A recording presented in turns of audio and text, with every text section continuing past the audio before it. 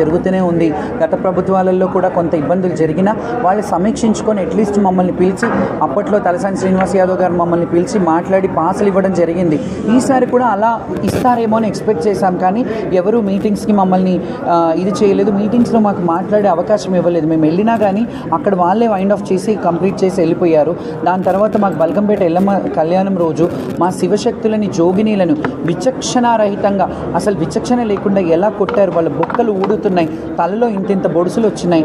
అవన్నీ పోలీసు వాళ్ళు మీద ఖచ్చితంగా చర్యలు తీసుకోవాలి. ఎవరెవరైతే పోలీసులు లాఠీ చార్జ్ చేశారో వాళ్ళ మీద చర్యలు తీసుకోవాలి. అండ్ చెయ్యి ఎత్తేటప్పుడు ఒకసారి ఆలోచించాలి, ఎవరున్నారు, బోనం ఉందా. అంతెందుకు గతంలో మీరు చూసుకున్నట్టయితే నా మీదే, నా ఛాతీ మీద చేసి నూకిన పోలీసులు ఉన్నారు. దాన్ని సీసీ ఫుటేజ్ పెట్టమన్నాను, అప్పుడు పెట్టలేదు కదా. ఎందుకంటే అప్పుడు నడిపించే రాష్ట్రానికి తెలుసు అక్కడ ఏం జరిగిందో. కాబట్టి ఆ అవమానాలు ఎన్నేళ్ళు ఇంకా మేము ఈ అవమానాలు భరించాలి. దేవుడు